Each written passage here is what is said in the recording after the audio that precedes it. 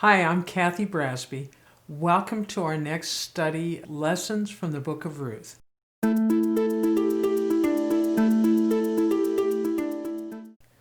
If you recall from our last lesson, we looked at some of the background of the Book of Ruth, how it took place during the time of the judges and involved God's people, the Israelites. We had met a man, his wife, and two sons who lived in Bethlehem. Because of a famine, they chose to go to a foreign country, Moab.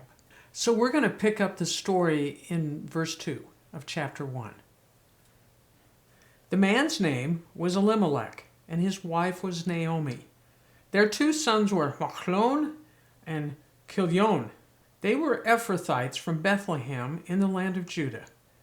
And when they reached Moab, they settled there. Interesting that our lesson today starts with names. It tells us with names we know the family is important. Naomi meant pleasant. Machlon, who was the husband of Ruth, his name meant sickly or weak or blotted out. We do have to question if his name and his brother's name were their actual names or names given to describe their condition. Chilion means failing or destruction or death. So they may have been just symbolic names. We're not sure, but that's not a significant part of our story. As I mentioned last time, sons have a duty to carry on the family name. They take care of their mother in her lifetime, but especially their role is to continue to have sons to carry on the family name. We've just been told the names of these two sons, and an audience hearing this would be highly suspicious that there was a problem coming with these two sons. And we'll just see what the problem is in the very next verse. Then Elimelech died, and Naomi was left with her two sons. The two sons married Moabite women.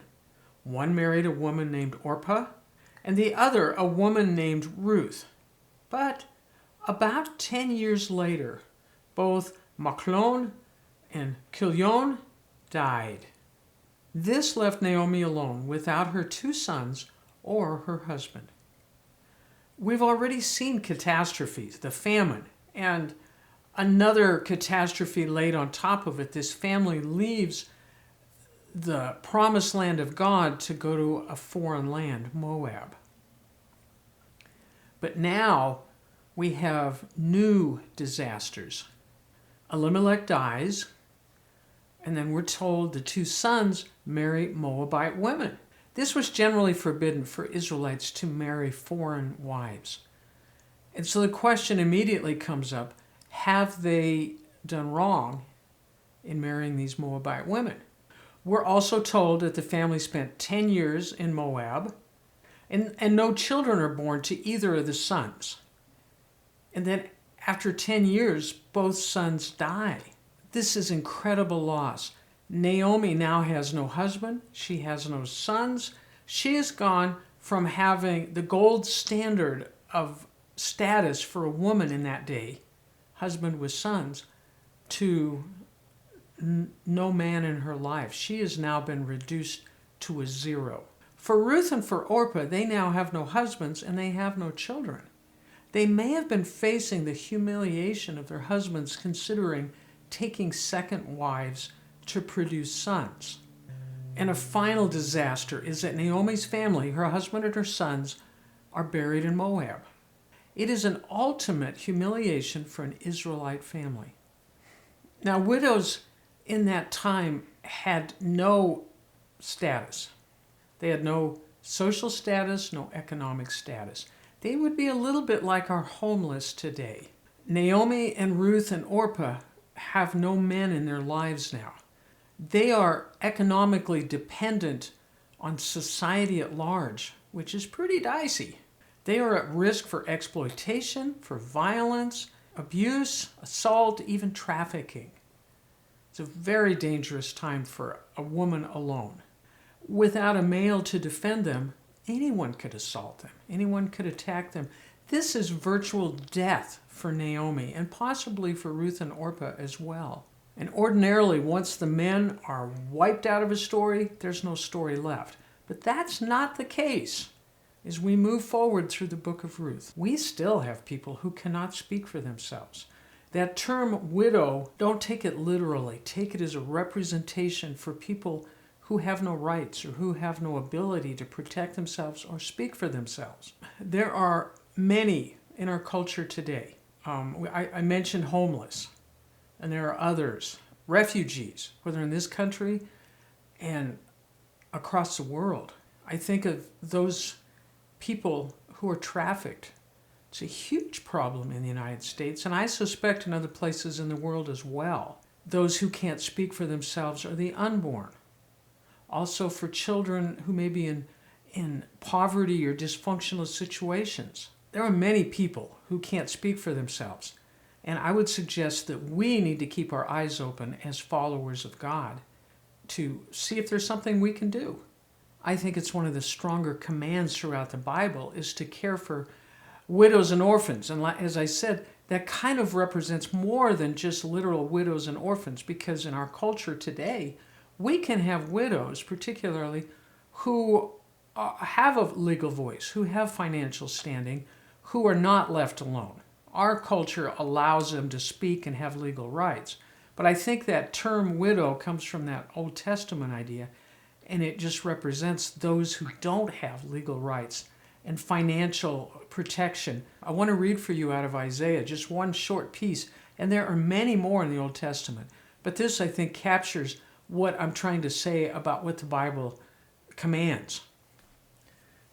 This is out of Isaiah 1:17, and it says, "Learn to do good, seek justice, help the oppressed, defend the cause of orphans, fight for the rights of widows." One example out of the New Testament where Jesus teaches similarly. This is out of the book of Mark. Jesus also taught, "Beware of these teachers of religious law, for they like to parade around in flowing robes and receive respectful greetings as they walk in the marketplaces. And how they love the seats of honor in the synagogues and the head table at banquets. Yet they shamelessly cheat widows out of their property and then pretend to be pious by making long prayers in public. Because of this, they will be more severely punished." There are still places today, and I know of them in other countries, where poverty-stricken young women will be married to an older man who has accumulated some wealth, almost placed in a servanthood type capacity, just because they need someone to protect them and someone to feed them. And in exchange, they are to provide children and work hard. It is kind of a hopeless situation, and the need can be absolutely overwhelming. In America, one of our major problems is homelessness. It is a very complex problem, and we don't really have solutions for it. And it's not easy to know how to help and when to help. But is our heart ready to help if God leads us into that? Sometimes the needs just seem overwhelming. But I'm reminded of the story of the starfish. Can we make a difference to people in need? And that's really one of the questions that comes up in the book of Ruth as well. But let's continue with our story.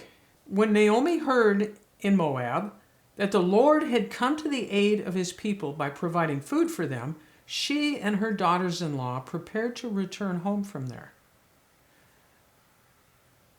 There's no hope for them, either in Moab or back in Bethlehem. They have no husbands, they have no sons. So what do? In a culture that gives them no hope, no value. So we see, anyway, that Naomi has heard the Lord has provided for food in Bethlehem. By the way, Bethlehem means house of bread. We would guess she decides to return to a familiar place. She may have some extended family there, maybe some old friends. At least in Bethlehem, she's no longer a foreigner, a refugee, because that was definitely a stigma in those days. And maybe she feels some desire to go back to the land that God gave his people. She can beg anywhere. Maybe she'd rather beg in Bethlehem that's familiar to her. She's aware she's running out the clock. She's just finishing out the rest of her life. She's going to do nothing but go home to beg and to die. What a sad, sad situation for her. But she doesn't start for Bethlehem alone. With her 2 daughters-in-law, she left the place where she had been living and set out on the road that would take them back to the land of Judah. So Ruth and Orpah go with her. They have been with her for 10 years. At that time, when a woman married, she would move in with her husband's family. That was customary. So these young women have not been with their own families for 10 years. It would seem very normal for them to return with Naomi. Plus, they would have the stigma, if they remained in Moab, because they married down, as far as the Moabites were concerned, in marrying a foreigner, an Israelite. They also had the social stigma of being barren. They had not had children. So their prospects were not very good. But, at least in Moab, they might have the opportunity to be a second or third wife.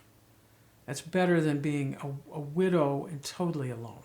Which explains why Naomi said to them what she said when she said, "But on the way, Naomi said to her 2 daughters-in-law, 'Go back to your mother's home. May the Lord reward you for your kindness to your husbands and to me. May the Lord bless you with the security of another marriage.' Then she kissed them goodbye, and they all broke down and wept."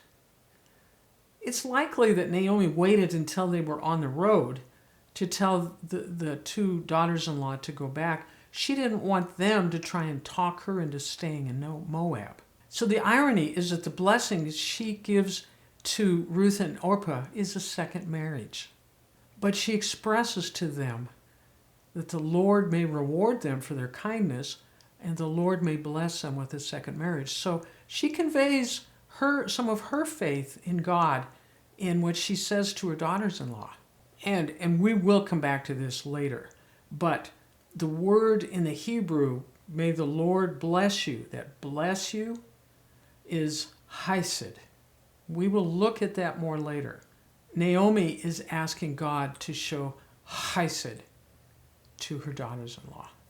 The character of both Ruth and Orpah shines through. Naomi has complimented them on their kindness to the family, and now they don't take the easy way out. No, they said, we want to go with you to your people. As I said, things would be a little better for them in Moab. There is no easy place for any of them. At least in Moab, they had a chance of a marriage. More than likely, to go back to Bethlehem, there was no chance of a marriage. There was too many things against them. So Ruth and Orpah make an emotional stand here. They love Naomi. They want to remain with her. This is their comfort for years. But Naomi knows what's ahead of them, much more than they know. They don't realize the hardships awaiting them in Bethlehem. She actually has a better idea because she was a stranger in a strange land, and she knew how people there treated her. She knows how these young women will be treated in Bethlehem. So we continue. But Naomi replied, "Why should you go on with me? Can I give birth to other sons who could grow up to be your husbands? No, my daughters, return to your parents' home, for I am too old to marry again. And even if it were possible, and I were to get married tonight and bear sons, then what? Would you wait for them to grow up and refuse to marry someone else? No, of course not, my daughters.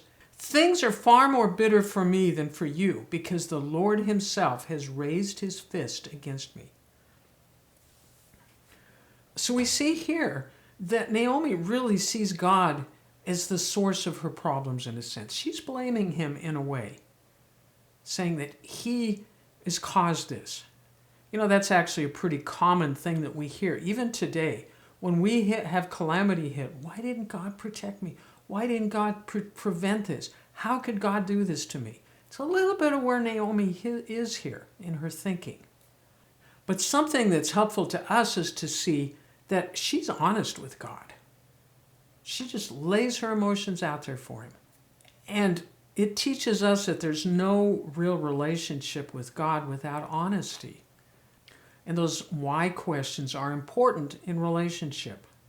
You will see in our story that God does not chastise Naomi for questioning him. And it's key, too, for us to see that Naomi's pain and her questions are really a core of what the Book of Ruth is about. I can imagine, can't you imagine, that Naomi suspects that she has lost God's love for her, that he has abandoned her. Why would he care about an empty old woman whose life is over? I can imagine her thinking that and assuming that he's turned his back, he doesn't love her anymore, moving on to people who are much more deserving than she is. How empty Naomi's life has to feel to her right now. Naomi is hopeless. As she says to her daughters, I cannot provide sons for you to marry. I cannot provide a way for the family line to continue. This line is over, and you had better go back to where you can do the best that you can do, back in Moab. So in verse 14 then, at this they wept aloud again. Then Orpah kissed her mother-in-law goodbye, but Ruth clung to her. We see deep emotions here, this weeping, this emotional connection. These women love each other. They have been together in family for 10 years. So Orpah's decision makes sense, and she is never condemned in this story. But we are given a little hint here. But Ruth clung to Naomi. So today's story poses an interesting question. What happens to the survivors when valued members of the family are blotted out? In this case, what happens to a family when the men are gone?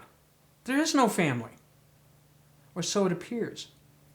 In our culture today, we would say, well, a family can continue, but in that culture, when the men are all gone and only the women remain, the answer would have been, who cares? The family is gone, who cares? But we have a clue about who cares. God cares. Isn't that cool? The Lord came to the aid of his people in Bethlehem. We were told that a little bit earlier in our story, that God had ended the famine. So the question becomes, would he care about these women who were returning to Bethlehem to beg for just crumbs of the harvest? Would God care? We certainly see Naomi's care for her daughters-in-law. She thought about their situation, and she sent them back to Moab. One went, one remained with her. She probably thought Ruth was nuts.